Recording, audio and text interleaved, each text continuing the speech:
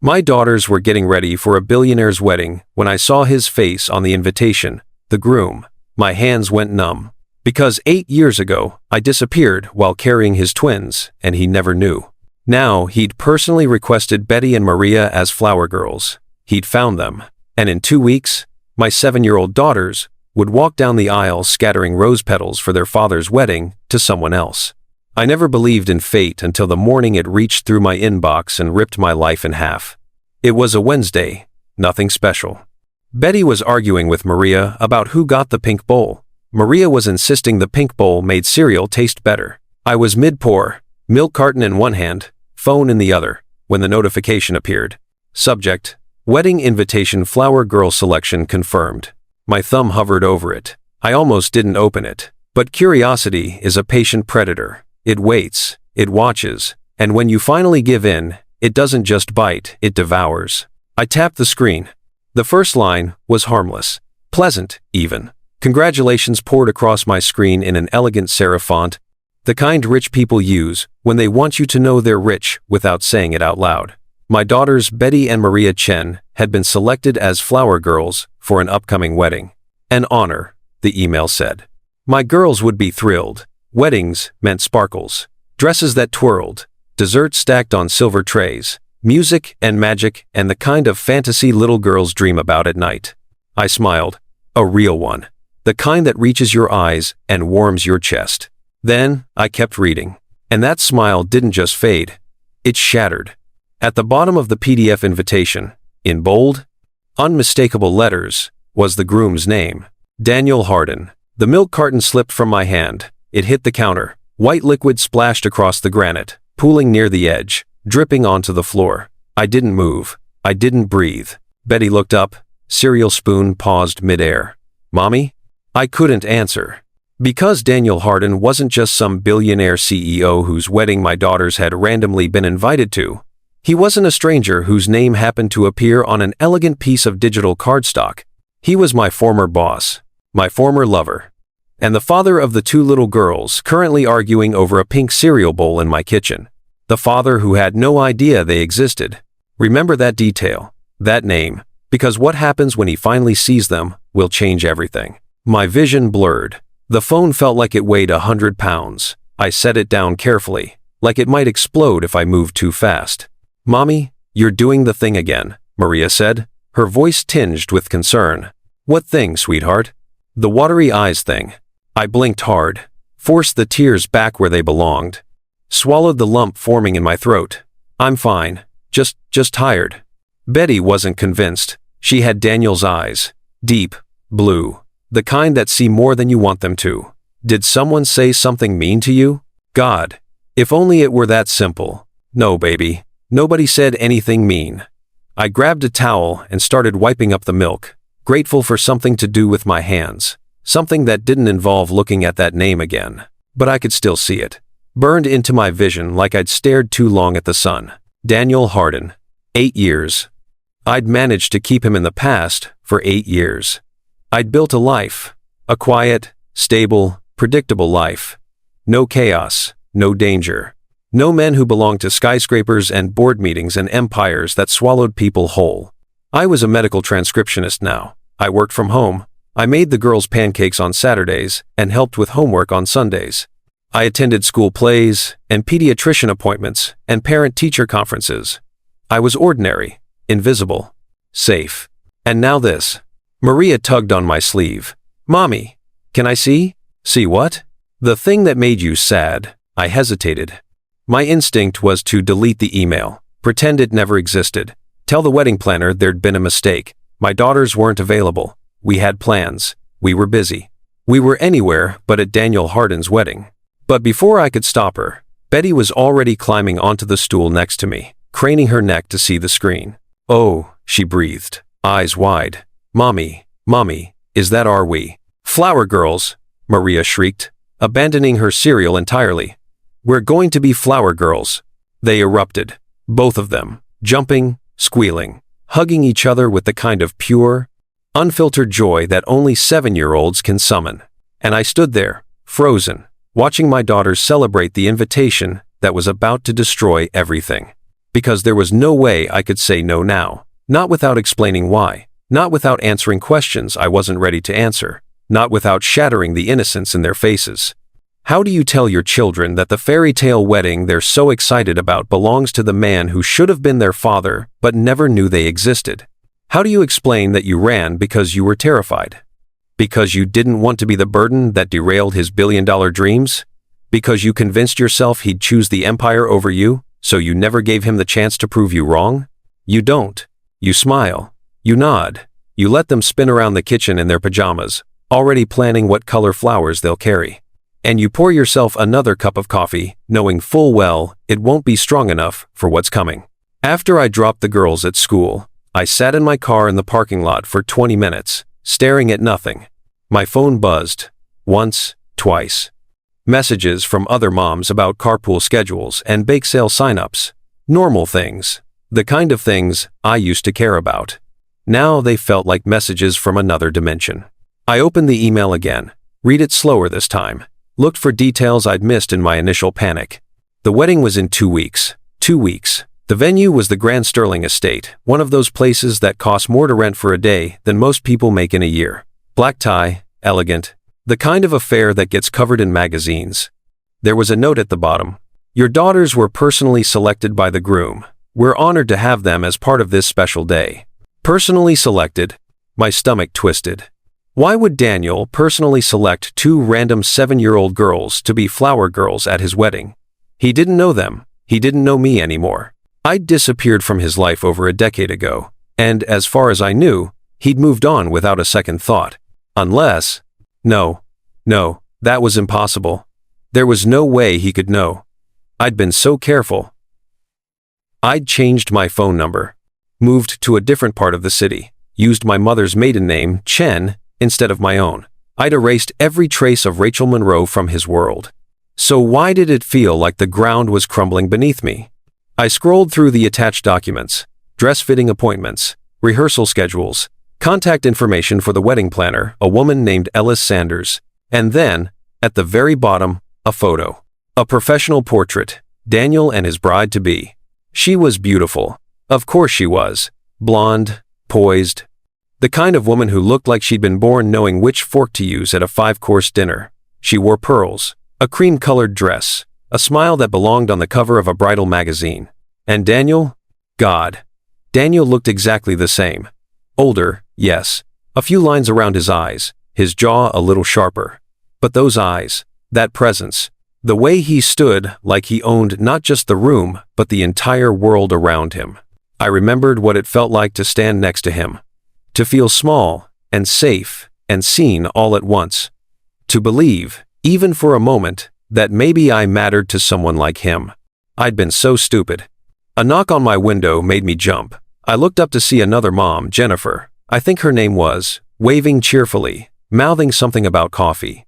I forced a smile, shook my head, pointed to my phone like I was in the middle of something important. She nodded and walked away, and I let out a breath I didn't know I'd been holding. I couldn't do this. I couldn't take my daughters to that wedding. I couldn't stand in a room with Daniel and pretend everything was fine. Pretend I hadn't spent 8 years raising his children alone. Pretend my heart didn't still skip when I saw his name. But what choice did I have?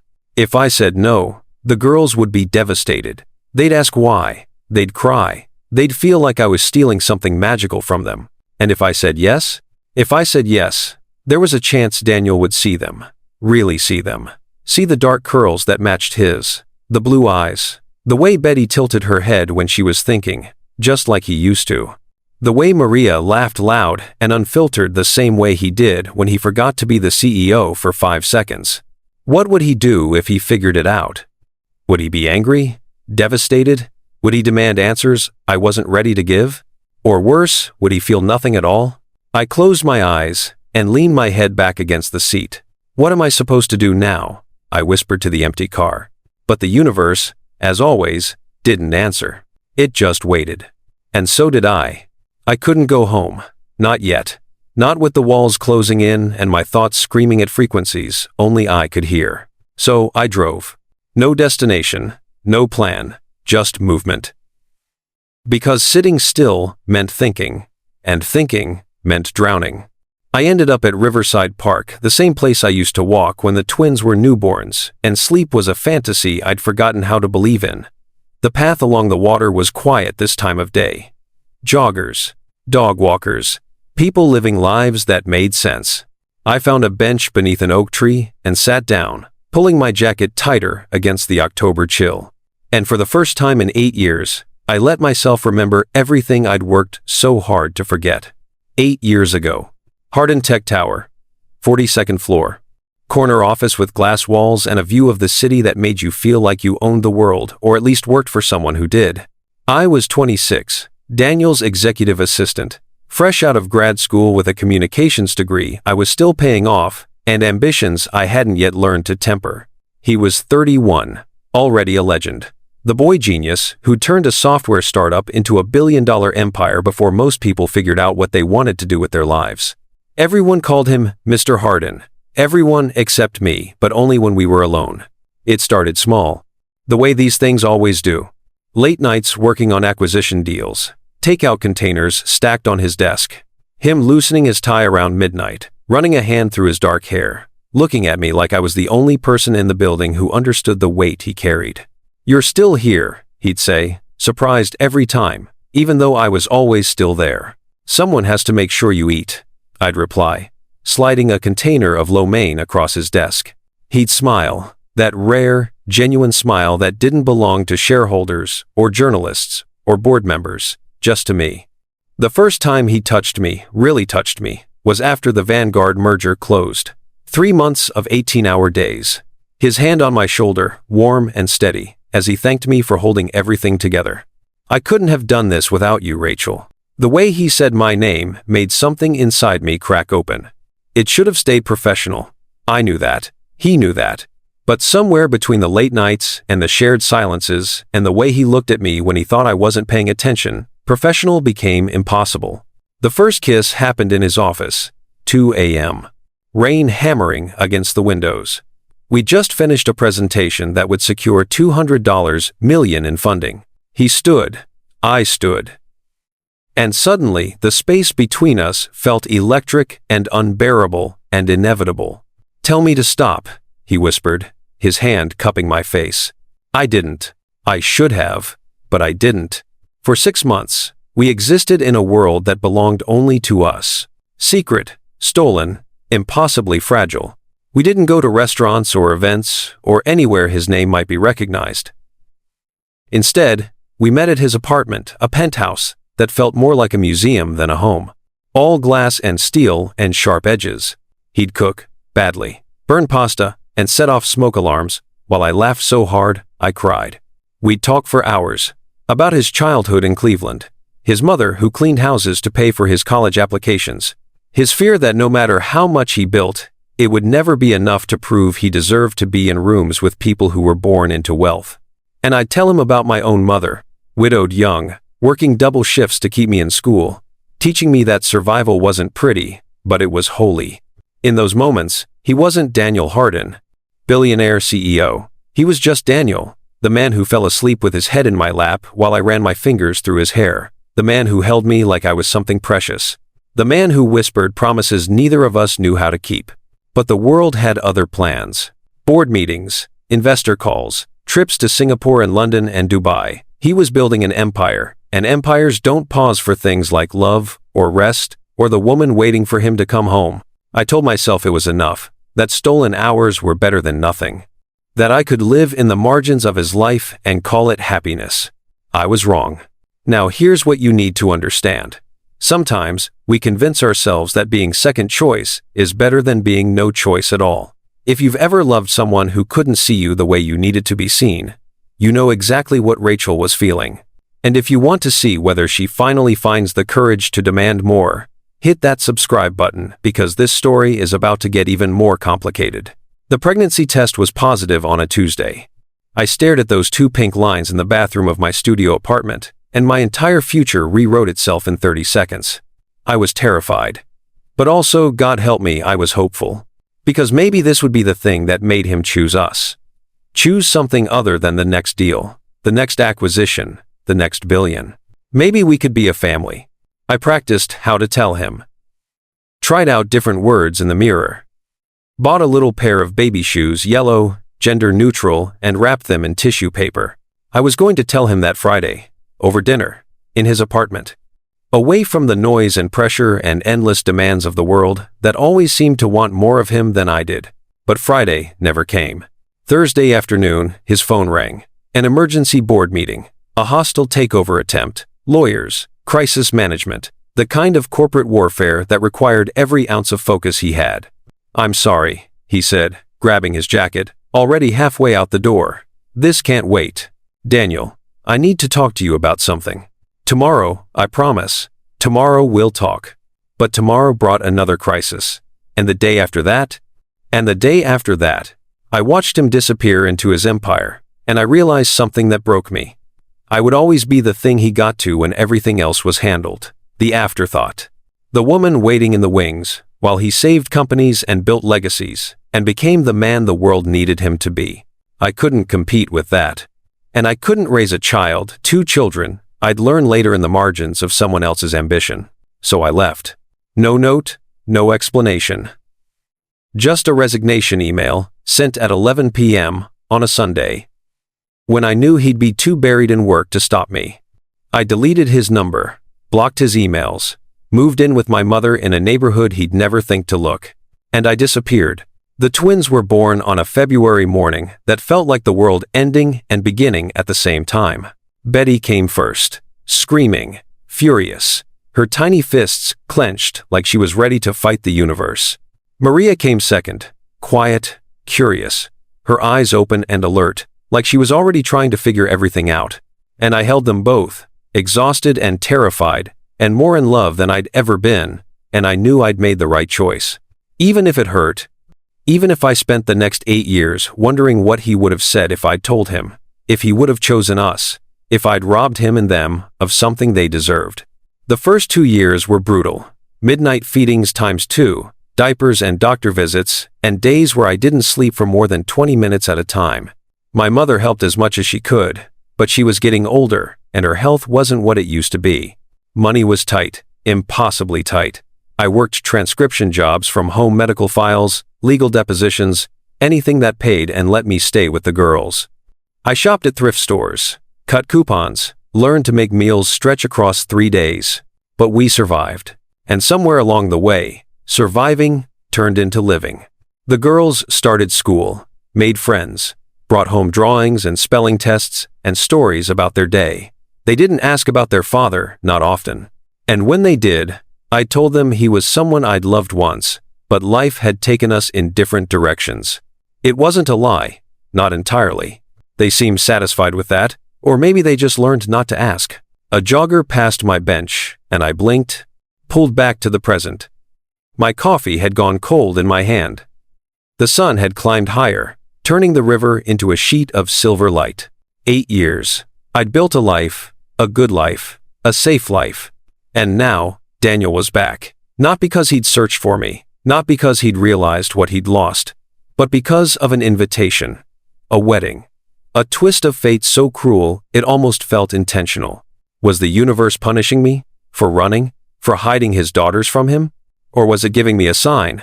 A chance to stop running and finally face the truth I'd buried? I didn't know. All I knew was that in 2 weeks, I'd be standing in a room with the man I'd never stopped loving, watching him marry someone else, while our daughters scattered petals at his feet. And he still had no idea they existed. I pulled out my phone, stared at the email again, at his face in that photo, at the life he'd built without me. "What do you want from me?" I whispered to the screen. But Daniel Hardin, as always, didn't answer. He just waited. And this time, I had no choice but to walk toward him. The phone rang 3 days later, while I was folding laundry in the living room. I almost didn't answer. Unknown number, probably spam.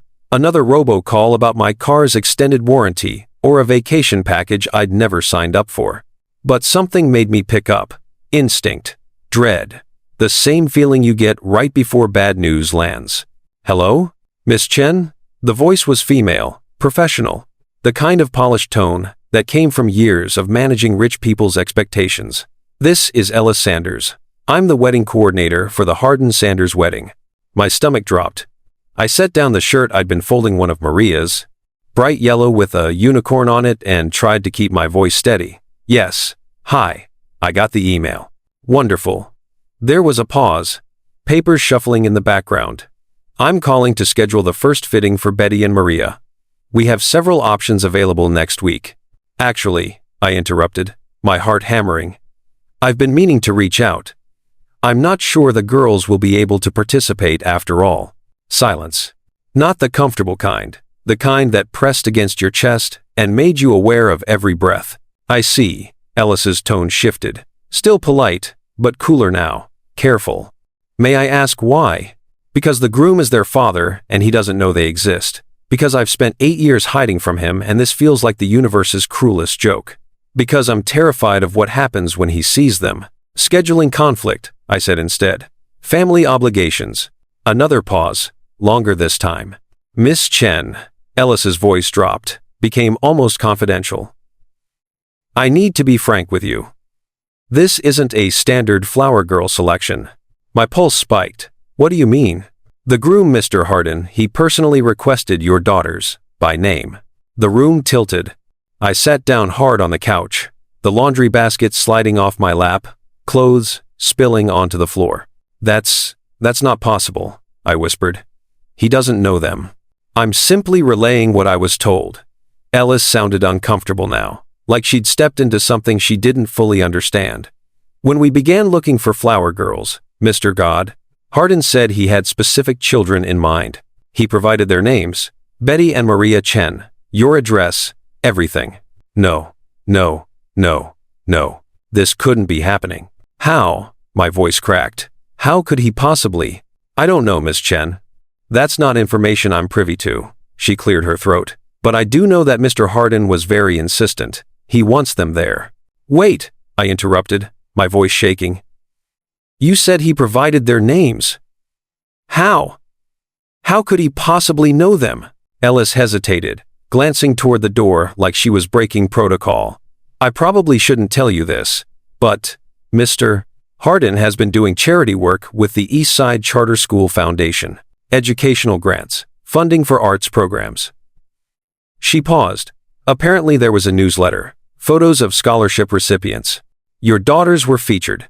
My blood ran cold. The scholarship, the one I'd applied for last year when money was impossibly tight, the one that came through from some tech foundation I'd never heard of. He saw their photo, Ellis continued softly, asked questions, did some research. Miss Chen, when Daniel Hardin wants to find someone, he finds them. The floor tilted beneath me. He'd been looking. Not openly, maybe, but looking. He recognized something, I whispered. Ellis nodded. He said they reminded him of someone he'd lost. The walls were closing in. I couldn't breathe. Couldn't think. How did he find them? Had he been looking? Had he somehow discovered the truth? Or was this something else, some horrifying coincidence I didn't have the capacity to understand? Miss Chen, are you still there?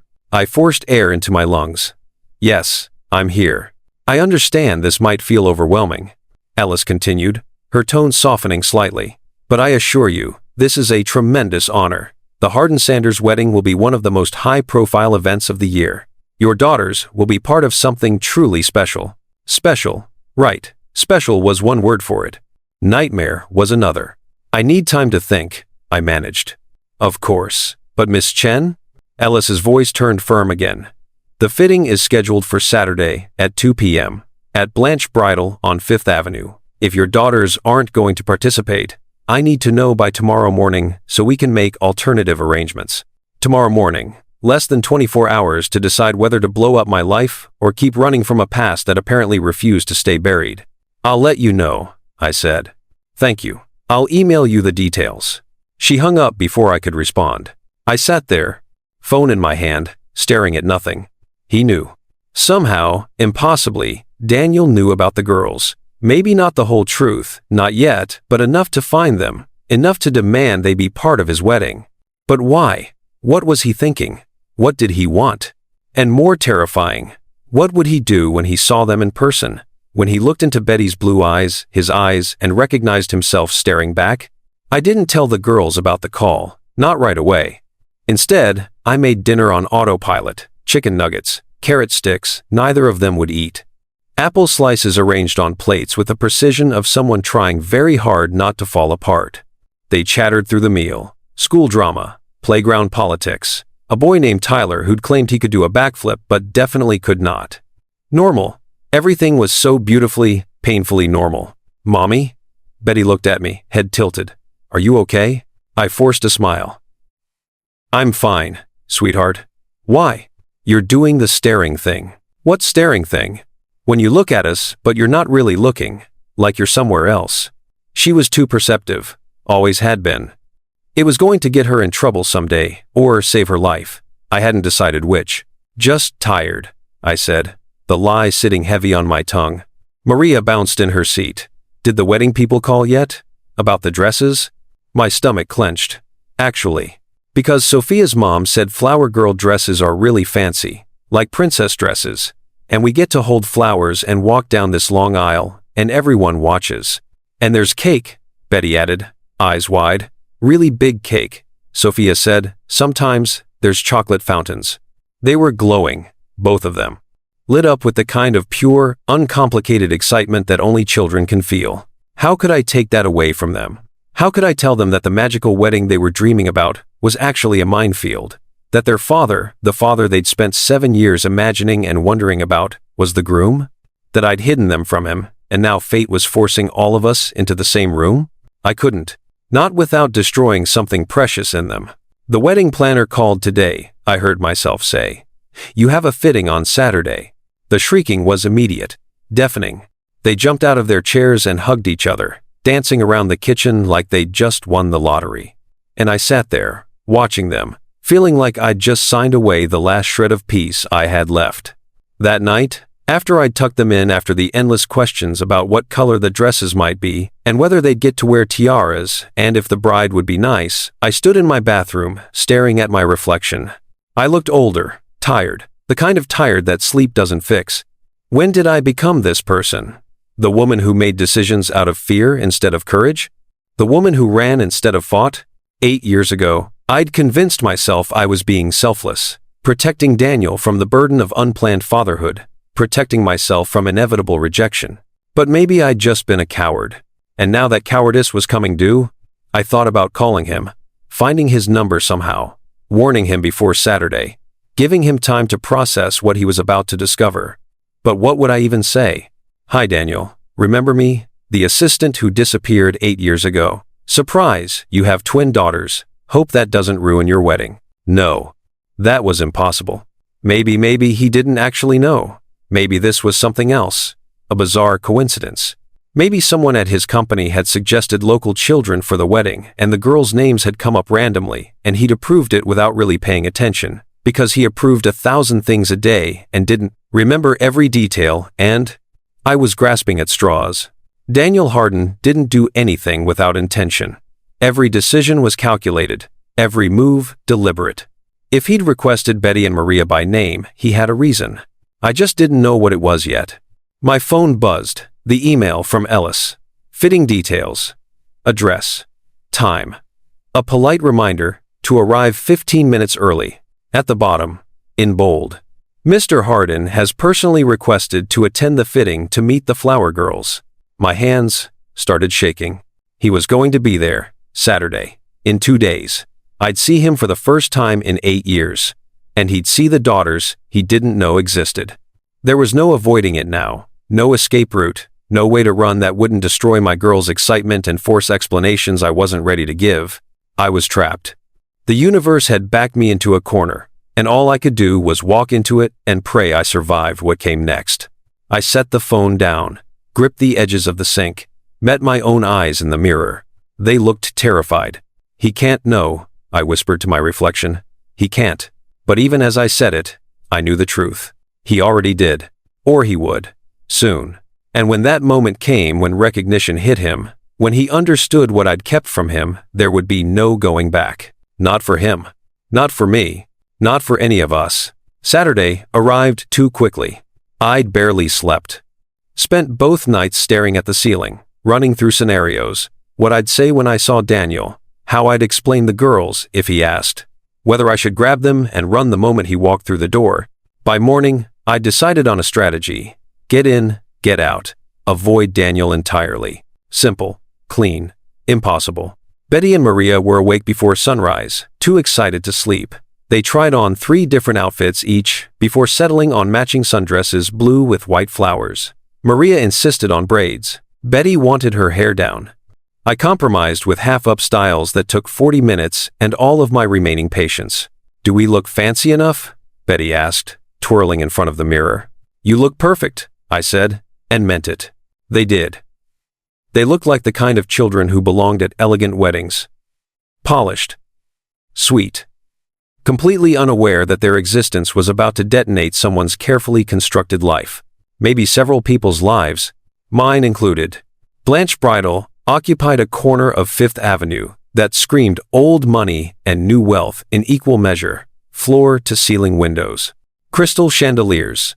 A facade of white marble that looked like it had been imported from a European palace. I parked 2 blocks away, hands gripping the steering wheel. "This is it?" Maria pressed her face against the window. "It looks like a castle." "It's beautiful," Betty breathed. I wanted to drive away, just start the car and keep going until we hit a state where no one knew our names and Daniel Hardin was just a face on a magazine cover instead of the father of my children. But the girls were already unbuckling their seatbelts, bouncing with anticipation. So I got out, took their hands, and walked toward the beautiful, terrifying building like a condemned woman approaching the gallows. The interior was even more intimidating. White everything, plush carpet, racks of dresses that probably cost more than my car. A woman behind a glass desk looked up as we entered, her smile professional and cool. "You must be the Chens," she said. "The bride is waiting in the Bellevue suite. 2nd floor, 1st door on your right." "Thank you," I managed. We climbed a curved staircase, the girls running ahead, me trailing behind, my heart attempting to break through my ribcage. The suite door was open. Music drifted out, something classical, elegant. The kind of music that made you aware of every rough edge you possessed. And then I saw her. Amanda Sanders stood in front of a 3-way mirror, examining a lace veil. She was even more beautiful in person than in the photo. Tall, graceful, blonde hair swept into a perfect chignon. She wore a cream silk blouse and tailored pants that probably cost more than I made in a month. She turned when she heard us, and her face lit up. "You must be Betty and Maria." Her voice was warm, genuine. The kind of voice that belonged to someone who'd never had to fight for anything because everything had always been given freely. "I'm so happy to meet you."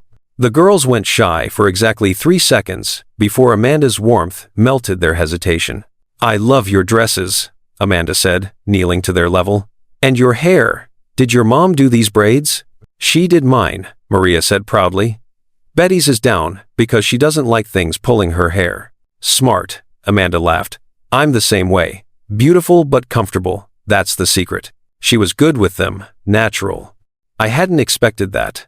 Somehow I'd imagined Daniel's bride would be cold, distant, the kind of woman who saw children as accessories rather than people. But Amanda was none of those things, which somehow made this worse. "And you must be their mother." Amanda stood, extending her hand. "I'm Amanda. Thank you so much for bringing them. This means the world to us." I shook her hand, forcing my voice to stay level. Rachel Chen." Her grip was firm but not aggressive, her smile genuine, her eyes kind. I wanted to hate her, it would have been easier. But standing there, watching her compliment my daughters and make them feel special, all I felt was a suffocating mix of jealousy and guilt. This was the woman Daniel had chosen, the woman who fit into his world. The woman who probably attended charity galas and business dinners and understood which fork to use without having to think about it. Everything I'd never been.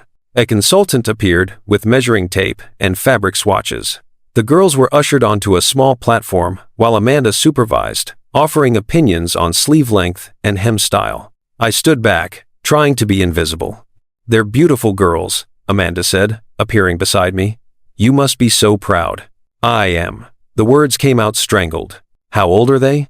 7. 7. Such a perfect age. Old enough to handle the responsibility, young enough to still think weddings are magic. She smiled, watching Betty spin in a sample dress. Daniel was very specific about wanting them in the wedding. My throat tightened. Was he? Oh yes. Actually. Amanda's expression shifted, became thoughtful. It was a bit unusual. When we started planning, I assumed we'd use my nieces as flower girls. But Daniel insisted. He said he'd found the perfect children. When I asked why, he got this look on his face. What kind of look? I couldn't stop myself from asking. Sad, almost, wistful. Amanda's voice softened. He said they reminded him of someone he once loved. The floor disappeared beneath me. The room tilted. Sound became muffled and distant. I felt my hands start shaking and shoved them into my pockets before anyone could see. Are you all right? Amanda touched my arm, concerned. You've gone pale. I'm fine, I lied. Just warm in here. Let me get you some water. No. I just need a minute. I was already moving, backing toward the door. Restroom. I'll be right back. I didn't wait for her response. The bathroom was mercifully empty. Marble sinks, gold fixtures, a small velvet chair in the corner like rich people needed furniture even in their restrooms. I locked the door and gripped the edge of the sink, staring at my reflection. My face was white, my eyes too wide. I looked like someone who'd just been hit by a car and was still trying to process what happened. Someone he once loved. Daniel remembered me. After 8 years, after I disappeared, after he'd moved on and built a life, and found someone else, he still remembered. And somehow, he'd connected the dots, seen the girls, recognized something. But how much did he know? Did he suspect? Or had he figured it all out and was just waiting for the right moment to confront me? A sob broke free. I clamped a hand over my mouth, muffling it. This was a mistake. All of it. I should have said no. Should have protected us. Should have grabbed the girls the second Ellis mentioned Daniel's name, and disappeared again. But it was too late now. The door handle rattled. Rachel? Amanda's voice. Soft and worried. Can I come in? No. Go away. Leave me alone, to fall apart in peace. Just a second, I called, my voice shaking. I ran cold water over my wrists, splashed my face, tried to pull myself together with the same desperate determination I'd used for 8 years every time things got hard. When I opened the door, Amanda was there, holding a bottle of water. Here, she said gently, you looked like you needed this.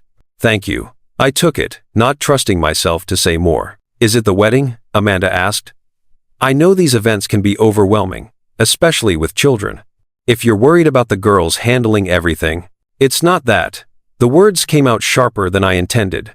Sorry, Hey, Amanda's hand found my shoulder. It's okay. Whatever it is, it's okay. But it wasn't okay. Nothing about this was okay. She thought I was nervous about the wedding logistics, anxious about my daughters performing well, maybe intimidated by the wealth and elegance surrounding us. She had no idea she was standing 2 feet away from the mother of her fiancé's children, that the woman trembling in front of her had loved Daniel first.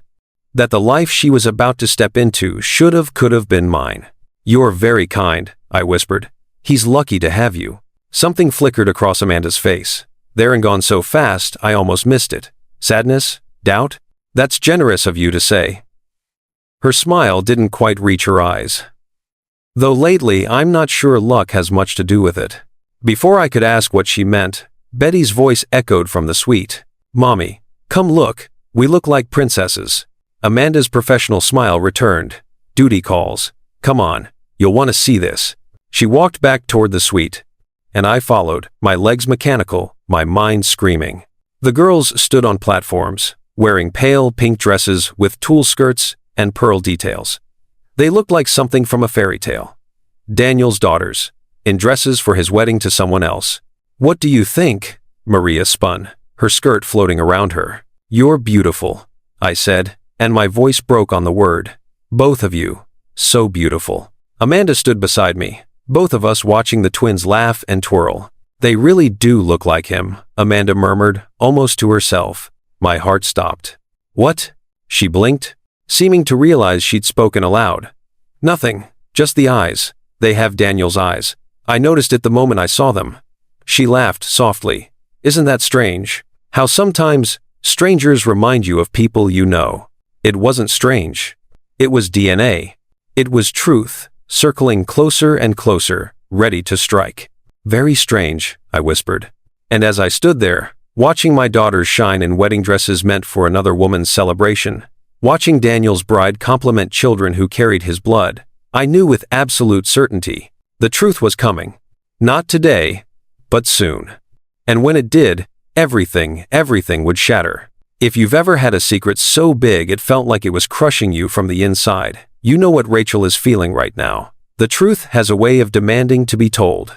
And if you need to see how this impossible situation resolves, make sure you're subscribed, because the confrontation that's coming will change everything. The grand Sterling estate looked like something out of a dream, or a nightmare, depending on your perspective. Stone columns, manicured gardens stretching toward infinity. A fountain in the center courtyard where water cascaded over marble angels. The kind of place where people got married when they wanted the world to know they'd arrived. I pulled into the parking area, my hands slick with sweat against the steering wheel. Whoa, Betty breathed from the back seat. Is this real? It looks like the castle from that movie, Maria added. The one with the princess and the beast. Close enough, I thought. The rehearsal wasn't supposed to include parents. Ellis had made that clear in her email. Just the wedding party, the officiant, and the flower girls for a quick run-through of the processional. But the girls had begged me to stay. And after everything, after Amanda's comments, after the fitting, after lying awake every night, imagining worst-case scenarios, I couldn't leave them alone.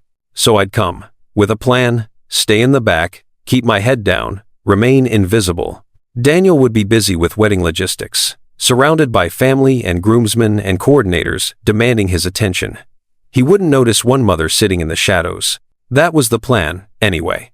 The ceremony space was inside a glass conservatory, walls of windows overlooking the gardens, ceiling arched like a cathedral, white chairs arranged in perfect rows, a platform at the front where Daniel and Amanda would exchange vows, where he'd promise forever to someone who wasn't me. I sat in the last row, trying to make myself small. The girls stood near the entrance with Ellis, who was explaining the timing. When to walk, how fast, where to throw the petals. Betty and Maria nodded seriously, like they were receiving instructions for a military operation. I almost smiled. Almost. Then I heard voices. Male, deep, coming from the side entrance. My entire body went rigid. Don't need a full rehearsal. I've walked down an aisle before, one man said, laughing. At your cousin's wedding when you were 8, another replied. Doesn't count. Groomsmen, Daniel's friends, his world. I sank lower in my seat, grateful for the enormous floral arrangement blocking part of my view. And then I heard it. That voice, the one I'd heard in late-night phone calls and across conference tables and whispered against my skin in the darkness of his penthouse. Let's just get this done. I have a call with Singapore at 6. Daniel. Every nerve in my body screamed at me to run. But I couldn't move, couldn't breathe, could only sit there, frozen, as footsteps approached.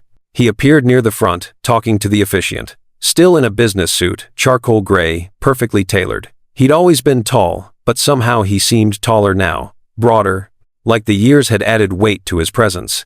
His dark hair was shorter than I remembered, flecked with gray at the temples, lines around his eyes that hadn't been there before. But it was still him, still the man I'd loved, still the man I'd run from, still the father of my children. I couldn't look away. Ellis brought the girls forward, explaining their role. Daniel turned to watch, and even from 30 feet away, I saw the moment it happened. The moment he really saw them, his expression shifted, froze. Something flickered across his face, recognition, confusion, shock, all compressed into a single heartbeat. He stared at Betty, then Maria, then Betty again. His jaw tightened, his hands curled into fists at his sides. One of the groomsmen said something, but Daniel didn't respond. He was locked on the girls, his chest rising and falling like he'd just run a marathon. Mr. Harden? Ellis's voice, uncertain. Are the flower girls acceptable? He didn't answer immediately, just kept staring. Finally, he cleared his throat. They're perfect. But his voice was wrong, strained, like something had wrapped around his throat and was squeezing. Betty noticed him watching and waved shyly. Hi. Daniel's expression cracked. For just a second, I saw something raw and unguarded. Pain, longing, devastation. Then he rebuilt the mask, smiled at them with practiced charm. Hello. You must be Betty and Maria. I'm Maria, Maria corrected. She's Betty. People mix us up a lot. I'll make sure not to. His voice was gentle with them. Careful. Like they were something precious and fragile. You're going to do a wonderful job. Thank you, they said in unison, then giggled at themselves. And Daniel just stood there, watching them laugh, looking like a man who'd been shot, but hadn't realized it yet. This was a mistake. I needed to leave. Needed to grab the girls and… All right, Ellis called. Let's run through the processional. Flower girls first, then bridesmaids, then… Music started. Classical. Sweeping. The kind that made everything feel inevitable. Betty and Maria began their walk, tossing imaginary petals, their steps careful and deliberate. Daniel watched every second. His eyes tracked them down the aisle, his expression unreadable now, locked down tight. But I knew that look. I'd seen it before, when he was working through a problem, connecting dots, building toward a conclusion he didn't want to believe. The girls reached the front. Ellis directed them to their positions. They beamed, proud of themselves. And Daniel stood 5 feet away, staring at them like they were ghosts. One of the groomsmen leaned over, whispered something. Daniel shook his head, dismissed him with a gesture. His gaze swept the room, casual at first, then more deliberate. Searching. My stomach dropped. He was looking for someone. For me. I stood, quietly, slowly, started edging toward the exit. Almost there. Just a few more steps and I'd be out. I'd collect the girls after, make up an excuse. Rachel? The world stopped. That voice, my name. After 8 years of silence, he said my name, and it hit me like a physical force. I froze. Every instinct screaming at me to run. But I turned, and there he was. Daniel Hardin, 10 feet away, staring at me like I'd risen from the dead. His face had gone white. His eyes, those blue eyes that Betty had inherited, were wide with shock. It's you, he breathed. It's really you. I couldn't speak, couldn't move, could only stand there while 8 years of distance collapsed into nothing. He looked older up close, more worn, but still impossibly, devastatingly, Daniel. I thought. He stopped, swallowed hard. You disappeared. I looked for you. For months I looked, Daniel. My voice came out broken. His gaze shifted past me, to the front of the conservatory, to Betty and Maria, who were watching us with curious expressions. I saw it happen, saw the pieces click into place, saw realization dawn across his features like sunrise breaking over a battlefield. He looked at them, looked at me, looked at them again. No, he whispered. No, that's not. But his voice died because he could see it now, really see it. The dark curls, the blue eyes, the tilt of Betty's head, Maria's smile, the way they moved and spoke and existed in the world. They were his. Daniel, I can explain. I started backing away. How old are they? His voice was rough, demanding. I have to go. Rachel, how old are they? 7. The word fell out before I could stop it. The math was simple, brutal, undeniable. 7 years old, which meant I was already pregnant when I left him 8 years ago, which meant I was already carrying them when I left. Understanding hit him like a wrecking ball. His knees actually buckled. He grabbed the back of a chair to steady himself. You were pregnant, he said. Not a question. An accusation. A grief. When you left, you were pregnant. I need to get the girls. Those are my daughters. His voice rose. People were starting to notice. Ellis had stopped talking. The groomsmen were staring. Rachel, those are my daughters, and you never told me. The conservatory had gone silent. Everyone watching. Betty and Maria looked scared now, confused by the man who was shouting. I moved toward them, panic overriding everything else. Girls, we're leaving. But Daniel was faster. He stepped in front of me, blocking my path. Don't you dare, he said, his voice shaking. Don't you dare run from me again. You don't understand. Then make me understand. His eyes were wet, devastated, furious. Make me understand how you could hide my children from me for 7 years. Mommy? Betty's voice, small and frightened. What's wrong? I pushed past Daniel, grabbed both girls' hands. Nothing, sweetheart. We're just leaving early. Rachel, stop. Daniel's hand caught my arm. Not rough, but firm. Desperate. Please. Please, don't take them. Not yet. I need. I yanked free, my own tears falling now. You need to let us go. I didn't even know they existed, he said, and his voice broke completely. How could you do this? How could you take them from me? Because I was terrified. Because I thought you'd choose your empire. Because I was trying to protect all of us, and maybe I was wrong, but I made a choice, and now it's too late to undo it. But I didn't say any of that. I just pulled the girls toward the exit, their small hands clutching mine, their faces confused and scared. Rachel. I kept walking. I know what you're hiding. His voice followed us across the conservatory, through the door, into the late afternoon sunlight. I know what you're hiding, and we are going to talk about this. But we were already in the parking lot, already at the car, already driving away while Betty asked why that man was angry, and Maria asked if we were in trouble, and I lied through my tears and told them everything was fine. Everything was fine. Even though everything, absolutely everything, had just detonated. I made it 3 blocks before I had to pull over. My hands were shaking so badly I couldn't grip the steering wheel.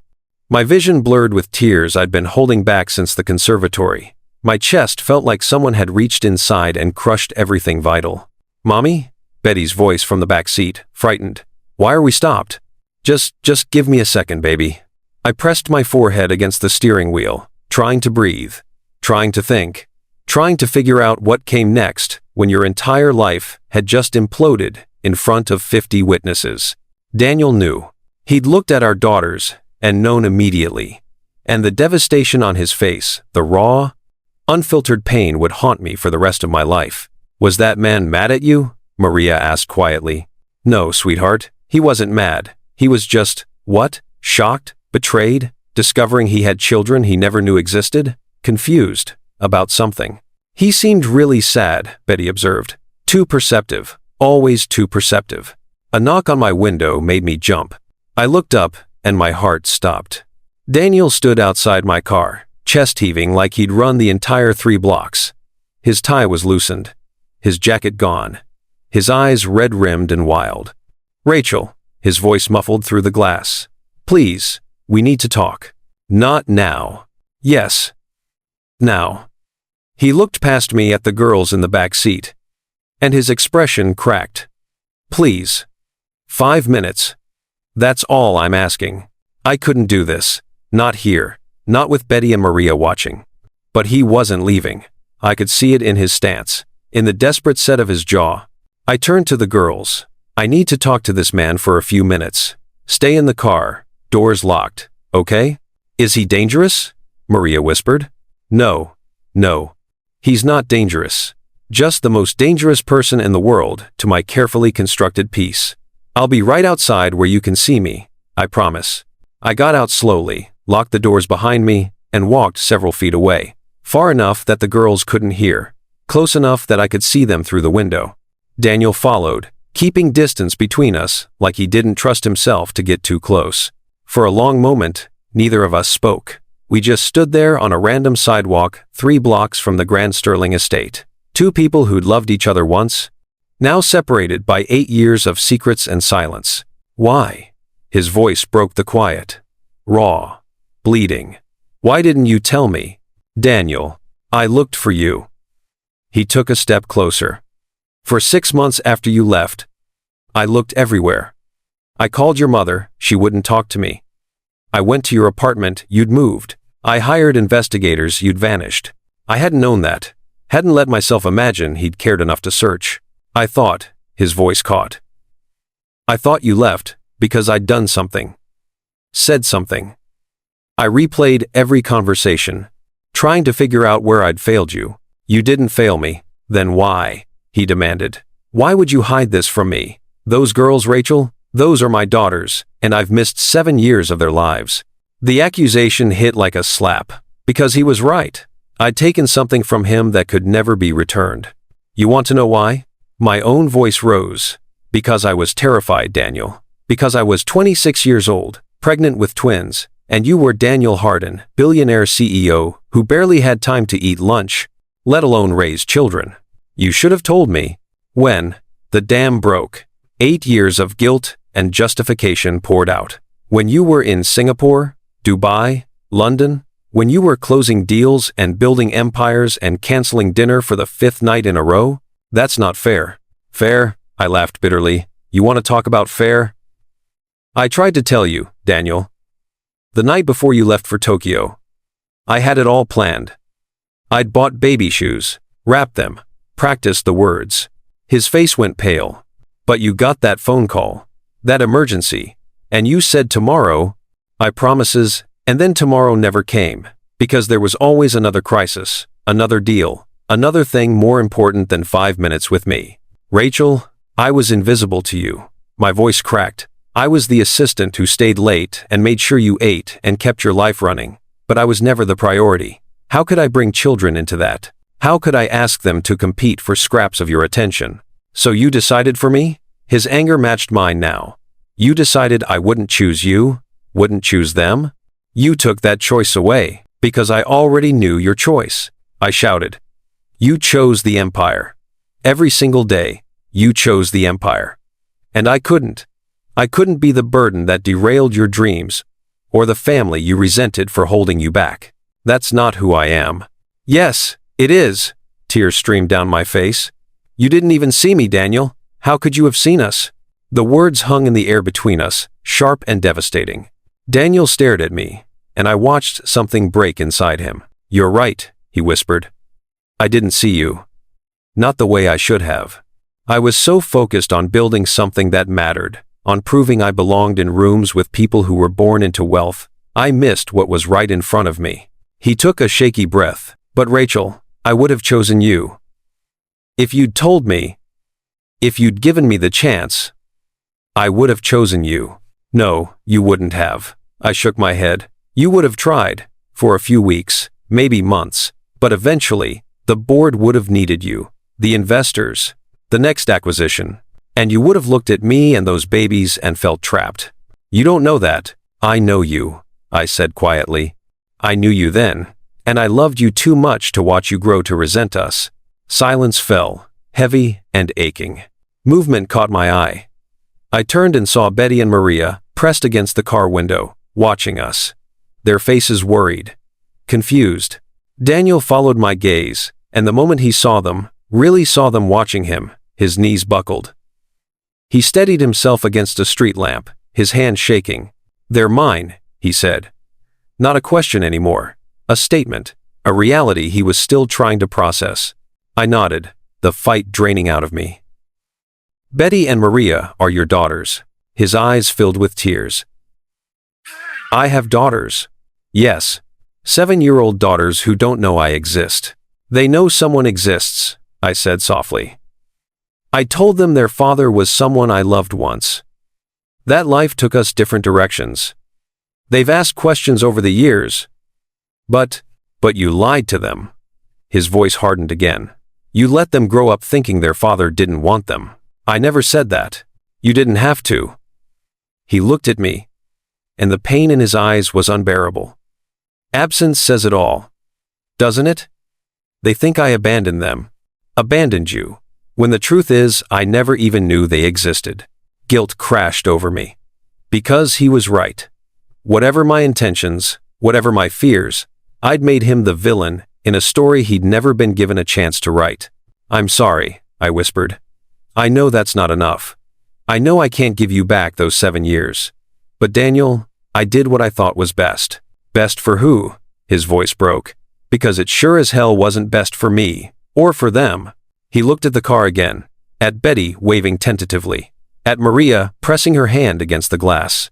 I'm getting married in 2 weeks, he said, more to himself than me.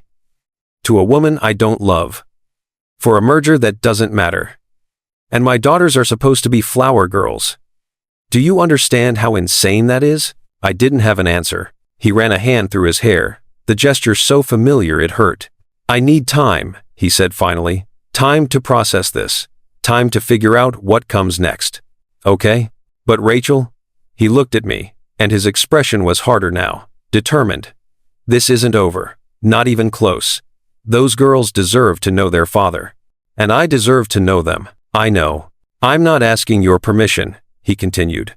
I'm telling you, however this happened, whatever your reasons, they're my daughters, and I'm not walking away." The finality in his voice made it clear. Everything had changed. There was no going back to the careful life I'd built. No more hiding. The truth was out, and it was going to reshape all of our lives. "What about the wedding?" I asked quietly. Daniel looked toward the grand Sterling estate in the distance. "I don't know." Then he walked away. Not back toward the venue, just away, down the sidewalk. Shoulders hunched, a man carrying weight he hadn't asked for but would bear anyway. I watched until he disappeared around a corner. Then I got back in the car, where my daughters waited with questions I still didn't know how to answer. "Mommy, why was that man crying?" Betty asked. I started the engine, my own tears falling freely now. "Because sometimes," I said, "people lose things they didn't know they had, and finding them again hurts just as much as losing them did." Maria was quiet for a moment. Then, was he talking about us? I met her eyes in the rearview mirror. Those blue eyes. Daniel's eyes. "Yes, sweetheart, he was talking about you. Is he our daddy?" The question hung in the air. Simple, devastating, inevitable. And for the first time in 7 years, I told my daughters the truth. "Yes, that man is your father." The silence that followed was the loudest sound I'd ever heard. I didn't sleep the night before the wedding. How could I? My daughters now knew their father existed. They'd asked 1,000 questions. I'd stumbled through answering. They wanted to see him again. Wanted to know why he hadn't been there before. Wanted to understand a situation I barely understood myself. I'd told them a simplified version. Their father and I had loved each other, but life got complicated. He didn't know about them because I'd been scared and made a mistake. And now we had to figure out how to move forward. Betty had cried. Maria had gone silent. And I'd held them both, feeling like the worst mother in the world. When morning came the day of Daniel's wedding, I considered not going. Considered keeping the girls home and disappearing again. But Ellis had called. Her voice tight and professional despite the clear stress underneath. "Miss Chen, I need the girls here by 9 a.m. No exceptions. Whatever happened at rehearsal, today is about the bride and groom. We need everyone professional." So I'd agreed. Because what else could I do? Daniel had said he wanted to know his daughters. Walking away now would only prove him right that I'd keep running, keep hiding, keep making choices for everyone else. We arrived at 8:45. The grand Sterling estate was transformed. Flowers everywhere, white ribbons. Guests in designer clothes congregating in the courtyard. A string quartet playing something elegant and melancholy. It looked like a fairy tale. It felt like a funeral. Ellis intercepted us at the entrance, her face pale and strained. "Girls, come with me immediately. Hair and makeup are waiting." She whisked Betty and Maria away before I could kiss them goodbye. I stood alone in a hallway filled with strangers, trying to figure out where to hide for the next 3 hours. Then Ellis reappeared, frantic now, her carefully maintained composure cracking. "Miss Chen, Rachel, I need your help." "What's wrong?" She pulled me into an empty sitting room, closed the door, and I saw her hands were shaking. "The groom won't come out of his suite." My heart stopped. "What?" "He's locked himself in, won't answer the door, won't take calls. The ceremony is supposed to start in 90 minutes and," her voice broke, "he won't say the vows." The room tilted. "Maybe he's just nervous." "No." Ellis shook her head. "I've coordinated 50 weddings. I know, nervous. This is something else." His best man said. Daniel told him the wedding is off. Off. The word hung in the air like smoke from an explosion. "Why are you telling me this?" I asked, though I already knew. Ellis looked at me with exhausted clarity. "Because whatever happened at that rehearsal, whatever is between you and Mr. Harden, it's connected to this. And if there's any chance you can talk to him..." No, I can't. Please." Desperation replaced professionalism entirely. "The Sanders family has invested $2 million in this wedding. 300 guests are arriving. The bride is hysterical. If this wedding doesn't happen, careers will end. Mine included." I wanted to refuse, wanted to tell her this wasn't my responsibility, that Daniel's choices were his own. But the truth was, this was partly my fault. I detonated his life 3 days ago. And now the shrapnel was hitting everyone. "Where is he?" I asked quietly. Relief flooded Ellis's face. Second floor, East Wing, the Windsor Suite. I climbed the stairs on legs that felt like water. Guests were starting to fill the conservatory. I heard their voices, their laughter, completely unaware that the wedding they'd traveled for was disintegrating behind closed doors. The Windsor Suite was at the end of a long hallway. I knocked softly. "Daniel?" Silence. "Daniel, it's Rachel." Ellis asked me to. The door opened. He stood there in dress pants and an undershirt, his tuxedo jacket abandoned on the bed behind him. His eyes were red, his hair disheveled. He looked like a man who'd been awake all night fighting with himself. "You shouldn't be here," he said, but he didn't close the door. "Ellis said you won't come out." Ellis should mind her own business. "Daniel, I can't do it, Rachel." His voice cracked.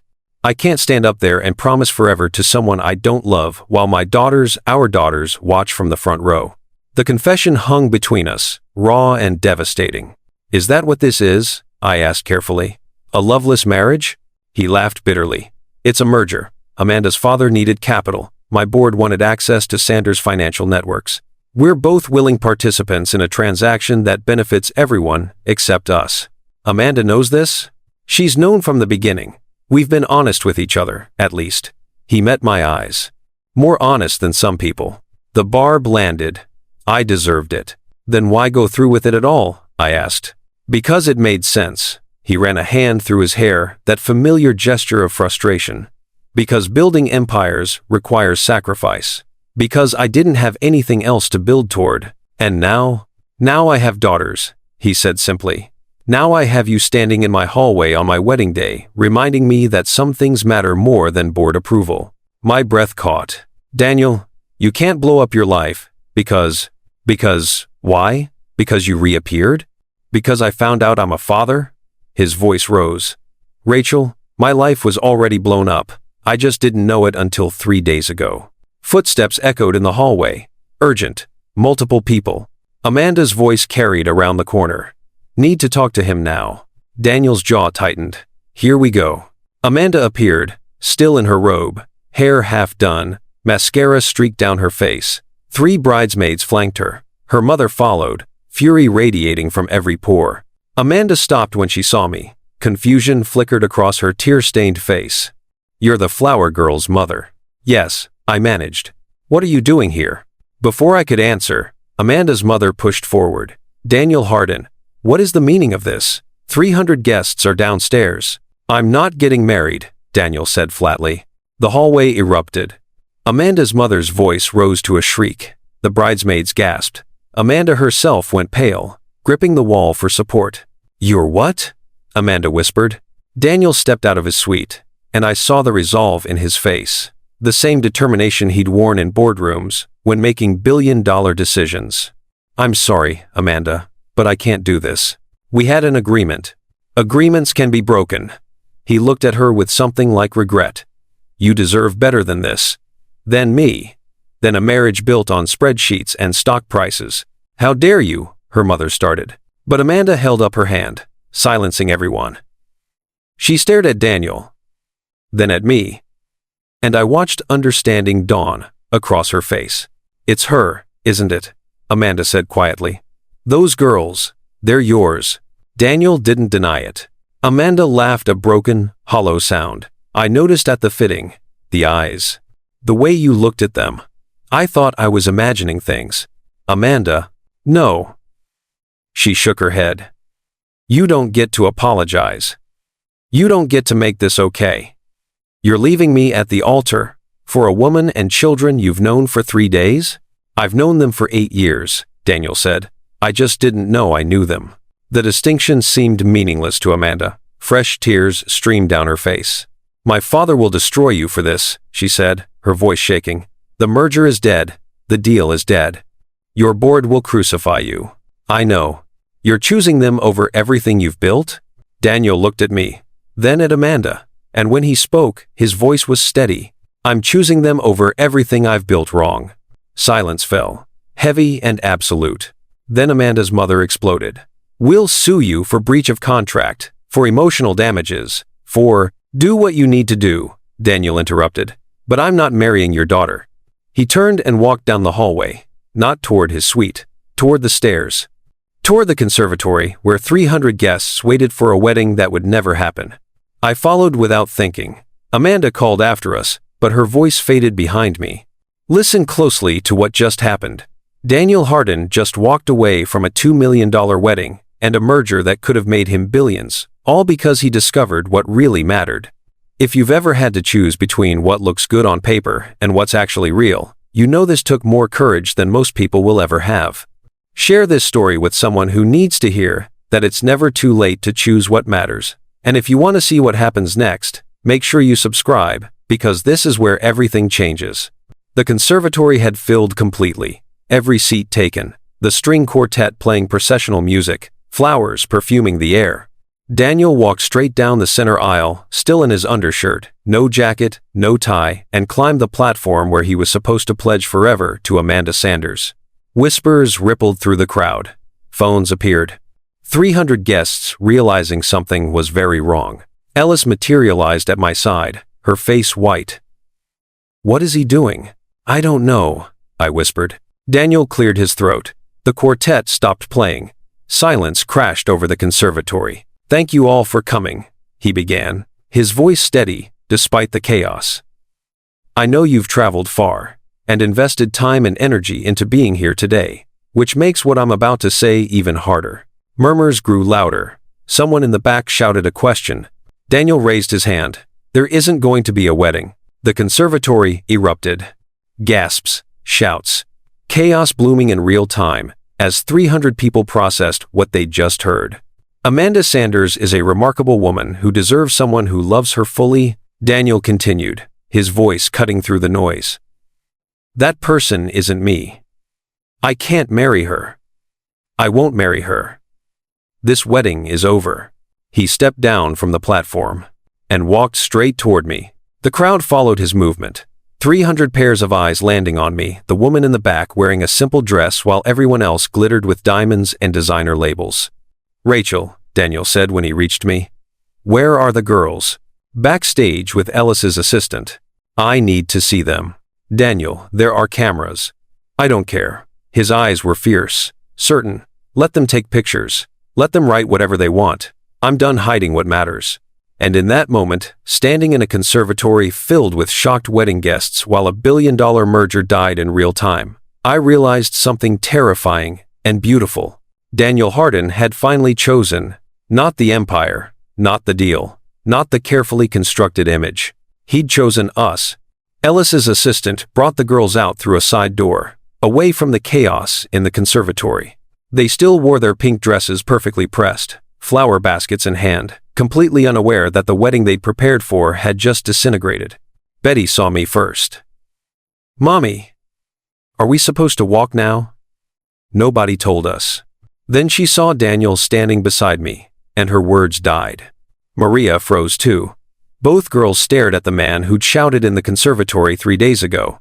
The man I'd told them last night was their father. The man who'd just walked away from a billion-dollar wedding to stand here in front of them. "Girls," I said softly, kneeling to their level. "Remember what we talked about last night?" They nodded, eyes wide and uncertain.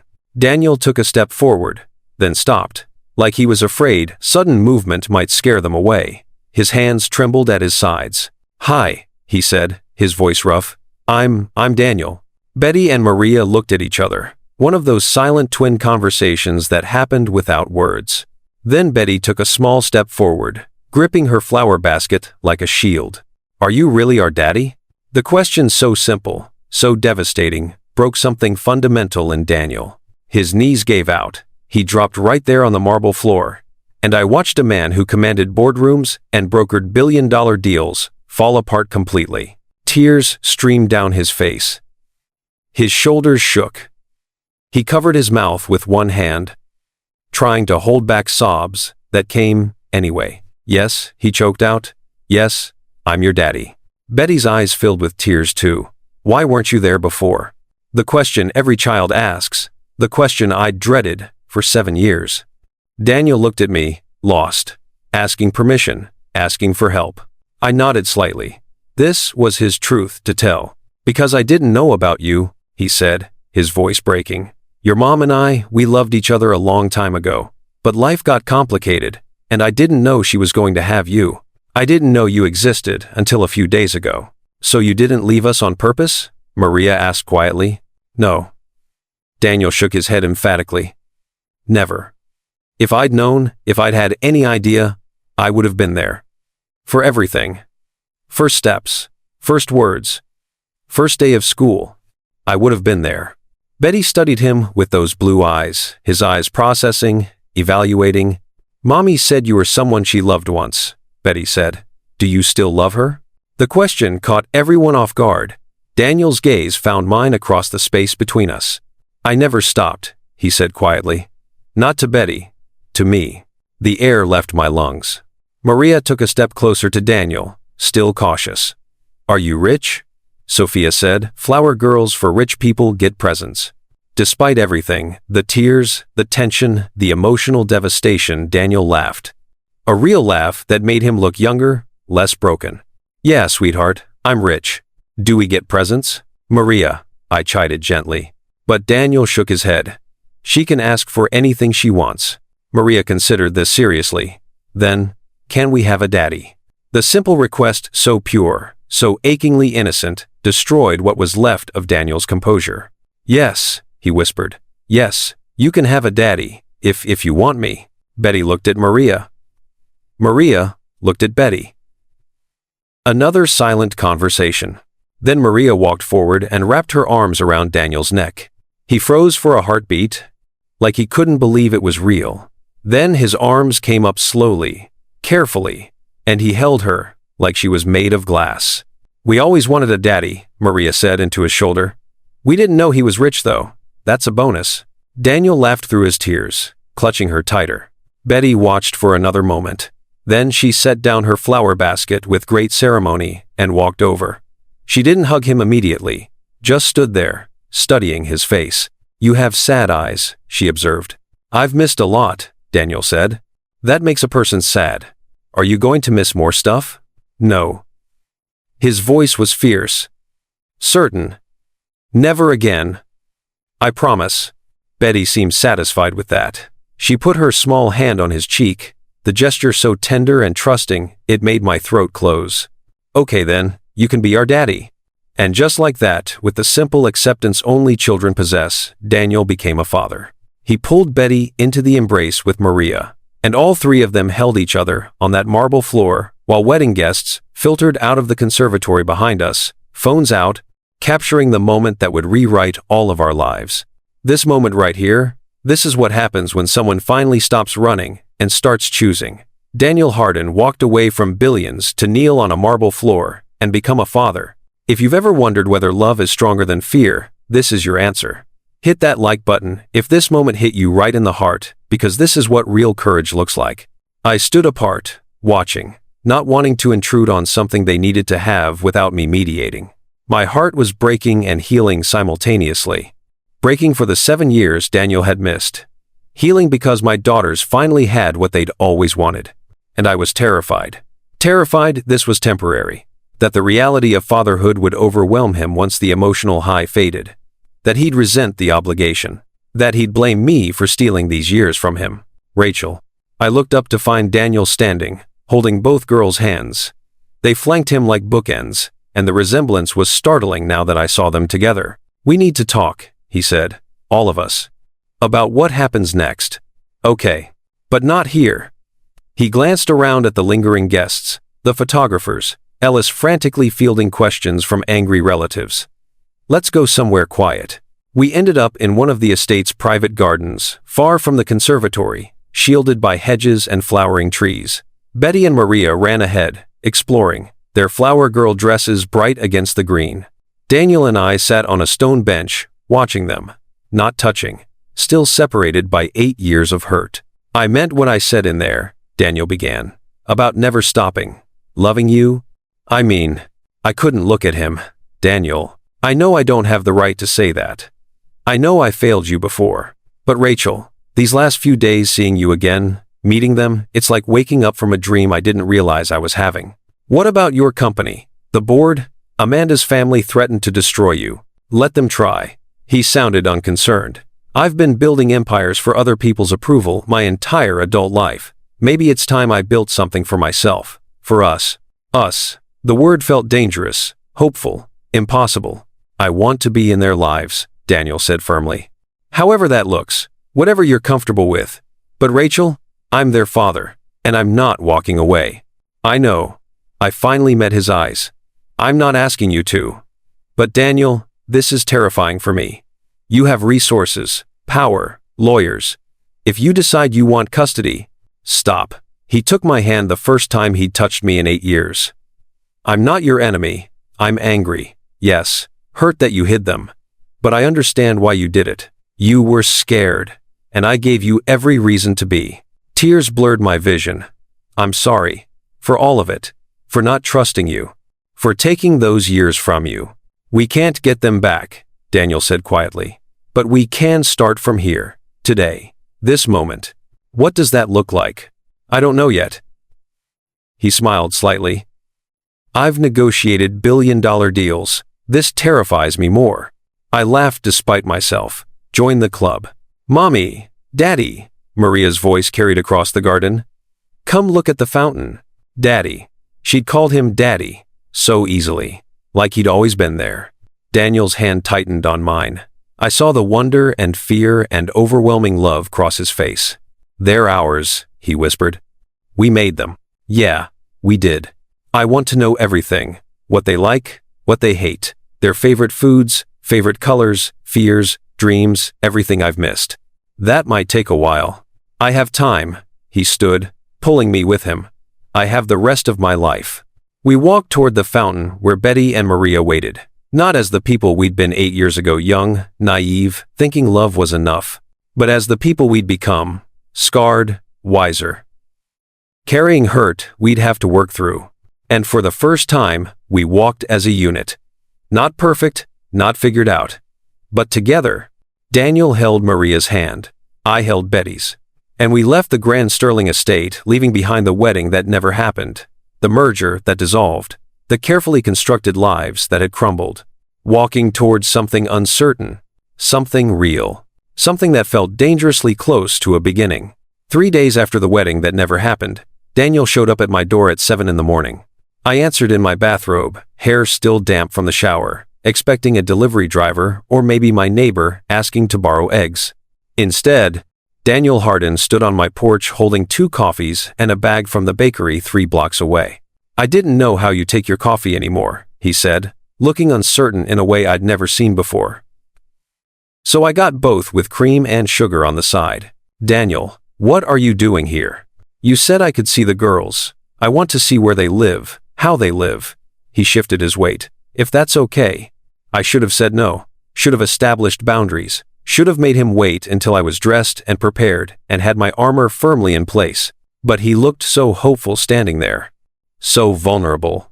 Come in, I said, stepping aside.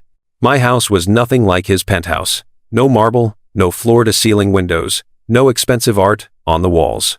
It was a small 3-bedroom rental in a neighborhood where people actually knew their neighbors' names. Crayon drawings covered the refrigerator. Toys cluttered the living room. The couch had a stain from when Maria spilled grape juice 2 years ago that I'd never quite managed to remove. It was real life. Messy and imperfect, and nothing like the world Daniel inhabited. He stood in my living room, turning slowly, taking in every detail. The photos on the mantel, Betty and Maria at every age he'd missed. The height marks on the doorframe, showing their growth. The bookshelf, overflowing with children's books and school projects. This is their home, he said quietly. This is what I missed. Daniel. No, I need to say this. He set the coffee down, his hands shaking slightly. I've been in penthouses and mansions and hotels that cost $5,000 a night. And this, he gestured around the small, cluttered room. This is the most important place I've ever been. Before I could respond, thunder erupted down the stairs. Betty and Maria, still in their pajamas, froze when they saw Daniel.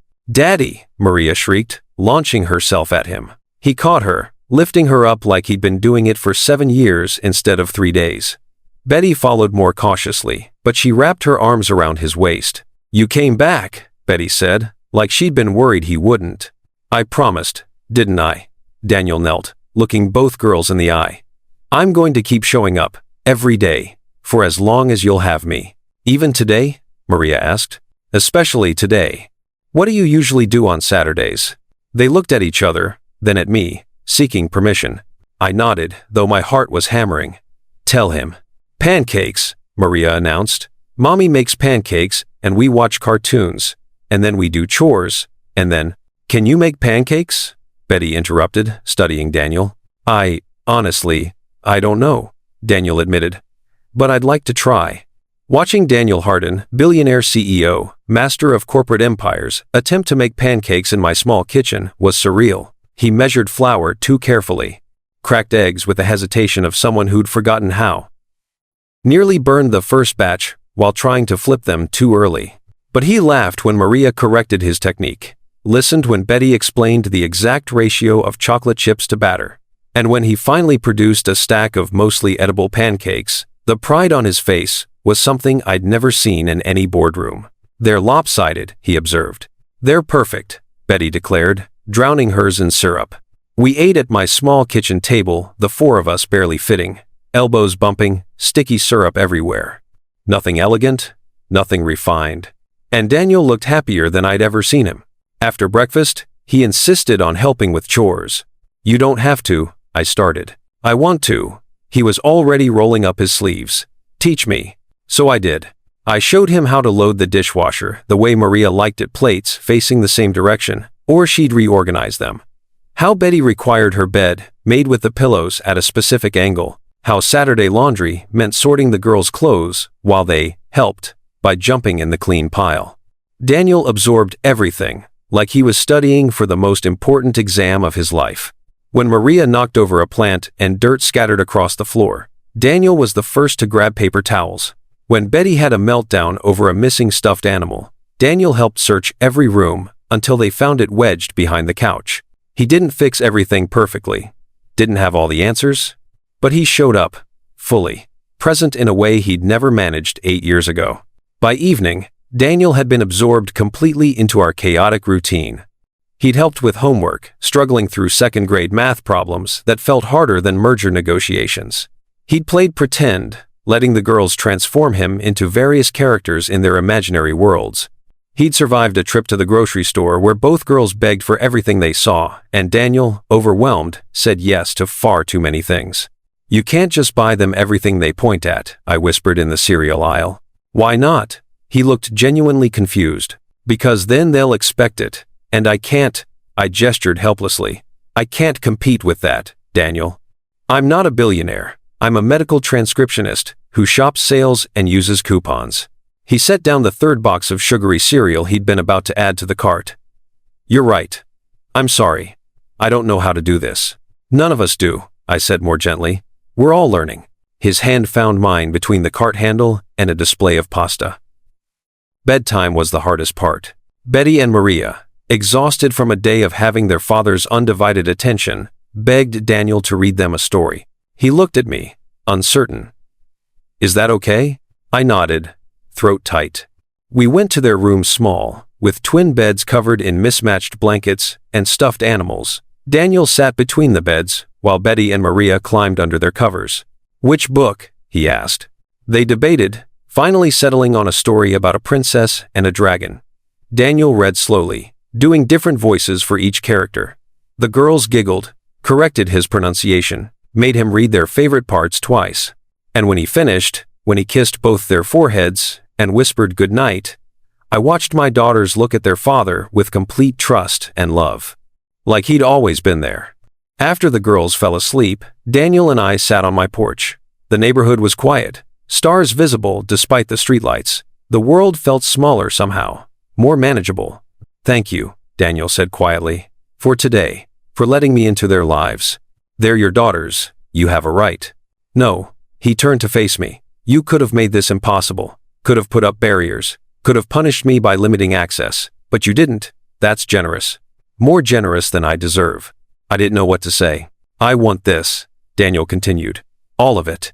The pancakes and the homework and the bedtime stories. I want to be here for the mundane moments and the important ones. I want to build something real with them. With you. My heart stuttered. Daniel. I know I need to earn it. I know trust takes time. But Rachel, I'm not the same person I was 8 years ago. Losing you taught me what mattered. Finding you again reminded me. What if it's not enough? My voice broke. What if the mundane becomes boring? What if board meetings start calling again, and you remember why you love that life? Then you remind me why this one matters more. He took my hand careful, like I might pull away. I'm not perfect, I'll mess up, probably frequently, but I'm here, and I'm not leaving. I never stopped loving you, I whispered. That's what terrifies me. I built a life without you, convinced myself I'd moved on. But Daniel, the moment I saw you again, I know. His thumb traced circles on my palm. Me too. Silence settled between us. Not uncomfortable, just full. The girls want a family day tomorrow, I said eventually. Park, picnic, ice cream. Very ordinary. Sounds perfect. You'll really come? Rachel, he lifted my hand, pressed his lips to my knuckles, slow, careful, reverent. I'll come to every family day for the rest of my life, if you'll let me. The kiss on my hand felt like a promise, like a beginning we'd been denied 8 years ago, but were being offered again now. Not easy, not simple, but real. Okay, I said, tomorrow then. Tomorrow, he agreed. He stood to leave, but paused at the porch steps. For what it's worth, he said, looking back at me, I'm glad the wedding didn't happen. Amanda didn't deserve that. No, she didn't. But Rachel, that wedding would have been the biggest mistake of my life. Walking away led me here, to this porch, to you, to them. He smiled soft and genuine. How could I regret that? He left before I could respond, disappearing into the night. And I sat there on my porch, in a neighborhood where everyone knew everyone's names, thinking about the wedding that never happened, the merger that dissolved, the carefully constructed life that crumbled, and the family that was being built from the rubble. Daniel's wedding didn't happen, but something far more beautiful did. A second chance. For all of us. The boardroom on the 42nd floor of Hardin Tech Tower had witnessed 1,000 negotiations, billion-dollar deals, corporate warfare, empires built and destroyed. But it had never seen Daniel Hardin walk out in the middle of a presentation because his daughter's school called. Gentlemen, we'll have to continue this next week, Daniel said, already gathering his papers. My daughter has a science fair presentation in an hour. The executives exchanged glances. 6 months ago, such a statement would have been unthinkable. Daniel Hardin didn't leave meetings, didn't prioritize anything over business. But that was before. Before Rachel, before Betty and Maria, before everything changed. Which daughter? His CFO asked, smiling slightly. The entire company had learned about the twins within days of the canceled wedding. The media had run wild with the story Billionaire discovers secret daughters, walks away from merger marriage. It had been front-page news for weeks. Betty, her volcano is apparently the best one ever created in the history of science, according to her. Daniel's expression softened in a way his board had never seen before. I promised I'd be there. Then go, his CFO said. We'll reschedule. Daniel paused at the door. Thank you, for understanding, for all of this. 6 months ago, his board had been furious about the dissolved Sanders merger, threatened to force him out, called emergency meetings to discuss his erratic behavior. But Daniel had been prepared. He'd restructured the deal, found alternative partnerships, proven that walking away from Amanda hadn't been emotional recklessness, it had been calculated redirection. The empire didn't crumble, it adapted. And slowly, his board had seen something they'd never witnessed. Daniel Hardin building something that mattered more than stock prices. A family. Rachel was already at the school when Daniel arrived, saving him a seat in the crowded gymnasium. She looked up when he slid in beside her, and her smile made something in his chest tighten. Made it, he said, slightly breathless from running across the parking lot. Barely. Betty's group presents in 3 minutes. Where's Maria? Backstage helping with props. Apparently there's a lava crisis that required emergency intervention. Daniel laughed, the sound easy and genuine. 6 months ago, laughter had been rare. Now it came naturally, pulled from him by twin 7-year-olds, who taught him that joy didn't come from closing deals. Betty's group was called to the stage. She spotted Daniel immediately, her face lighting up. That's my dad, she announced to her group members, pointing. He came. The other children looked impressed. Betty had apparently told everyone her father was really rich, but also really good at making pancakes, which is more important. Rachel leaned closer to Daniel, her shoulder touching his. She was worried you wouldn't make it. "I'll always make it," Daniel said quietly. "I've missed enough." And he had. 6 months of showing up to school events, to doctor's appointments, to Saturday morning pancake rituals that had become sacred. 6 months of learning what it meant to be a father, instead of just a name on a birth certificate he'd never seen. After the science fair, after Betty's volcano had indeed proven to be the best one ever created, and earned a blue ribbon, they went for ice cream. It had become their tradition. Every Friday, the 4 of them squeezed into a booth at Giuseppe's, ordered too many flavors, and talked about their week. Normal, ordinary, perfect. "So Dad," Maria said, chocolate ice cream on her chin, "are you going to live with us now, or what?" Rachel choked on her water. Daniel froze, spoon halfway to his mouth. "Maria," Rachel managed, "that's not we've talked about this. I know. You guys are taking it slow, or whatever." Maria made air quotes with chocolate-covered fingers. "But it's been 6 months. That's like 100 years in kid time." Betty nodded seriously. "We did the math. In kid years, you guys have been dating since we were born." "That's not how math works," Rachel said weakly. But Daniel was looking at her with an expression she couldn't quite read. Hopeful, terrified, determined. "Can we talk about this later?" he asked. "Privately?" Rachel's heart hammered. "Okay." Later came after dropping the girls at Rachel's mother's house for a sleepover. Rachel's mother, who'd been fiercely protective 6 months ago, had slowly warmed to Daniel once she'd seen him show up consistently, prove himself through actions, rather than promises. "Don't keep her out too late," her mother said, but she was smiling. "And Daniel? Whatever you're planning, don't screw it up." "Yes, ma'am." They drove to the park, where they'd had their first family picnic. The sun was setting, painting everything gold and orange. They walked the path in comfortable silence, something that had taken months to rebuild. Finally, Daniel stopped at a bench overlooking the river. "The girls are right," he said. 6 months is a long time." Rachel's stomach flipped. "Daniel, let me finish." He took her hands, his grip warm and steady. 6 months ago, I walked away from a wedding because I realized I was about to make the biggest mistake of my life. And I don't regret it. Not for a second. The Sanders family sued you. We settled. It's done." He waved it away like it was nothing, though Rachel knew it had cost him millions. The merger dissolved. The board was furious. "But Rachel, none of that matters compared to what I gained." Tears pricked her eyes. "These 6 months have been the best of my life," Daniel continued. "Learning to be a father, learning who Betty and Maria are, their favorite colors, their fears, their dreams, learning you all over again." "We're still learning," Rachel said. "We're still figuring this out." "I know, and I'm not asking for perfect, I'm not asking for easy." He took a breath. "But Rachel, I want more than Friday ice cream and weekend visits. I want mornings.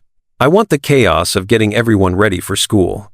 I want bedtime stories every night, not just the nights I'm scheduled. I want, Daniel, I want to build a life with you, with them, a real one." His voice shook slightly. Not fast, not reckless, but intentional, committed, real. Rachel's tears fell freely now. "I'm scared." "Me too." He smiled slightly. "Terrified, actually. But I'm more scared of looking back in another 8 years and regretting that I didn't try." "What are you asking?" "Move in with me. Not the penthouse, I'm selling it. Too cold, too empty. I bought a house, 4 bedrooms, a backyard, in a neighborhood where people know their neighbors' names." He watched her carefully. "There's a room for each girl, and a room for you. Separate, if that's what you need. No pressure. Just proximity. Family. Together." Rachel's mind raced. 6 months ago, this would have been impossible. Too fast, too risky. But 6 months of watching Daniel show up, of seeing him choose them over deals, of witnessing him become the father she'd hoped he could be, it had changed things. "The girls would love that," she said carefully. "And you?" She looked at this man who'd walked away from everything to find his way back to her. Who'd learned to make pancakes and read bedtime stories and navigate second-grade homework. Who'd proven that people could change when they wanted to, badly enough? I never stopped loving you, she admitted. But Daniel, I need to know this isn't temporary. That when things get hard, when the girls are teenagers and difficult, when the mundane becomes boring, you won't remember your old life and regret this.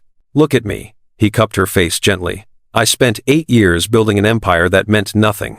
I'm not going back to that. This you, them, us, this is what I want to build. For the rest of my life. Slow, Rachel said. We do this slow. As slow as you need. And if it doesn't work, it will work, Daniel said firmly. Because we'll make it work. Together. No more running. No more hiding. Just honest, messy, imperfect life. Rachel kissed him then. The first real kiss they'd shared in over 8 years. It tasted like tears and ice cream and second chances. When they pulled apart, Daniel rested his forehead against hers. So is that a yes? It's a we'll try, Rachel said. And I'm terrified, but hopeful. Let's see if we can build something beautiful from all the broken pieces. I'll take it. He kissed her again, softer this time. I'll take whatever you're willing to give and spend every day proving I'm worth the risk. They sat on that bench as the sun set completely, planning a future that 6 months ago had seemed impossible. A house where pancakes were a Saturday tradition, where homework happened at kitchen tables, where bedtime stories were mandatory, where 2 little girls would grow up knowing their father chose them, every day, without question. Where Rachel and Daniel would rebuild what they'd lost, slowly, carefully, honestly. Sometimes the best things in life come from the plans that fall apart. Daniel walked away from a billion-dollar merger to build something worth infinitely more, a real family. If this story moved you, drop a comment below telling us about a time you had to choose between what looked perfect and what was actually real. And don't forget to subscribe, because stories like this about second chances, courage, and choosing what matters are what we're all about. Daniel's wedding didn't happen. But watching the stars appear over the river, hands intertwined, future uncertain but hopeful Rachel realized something beautiful had happened instead. They'd been given a second chance. And this time, they weren't going to waste it.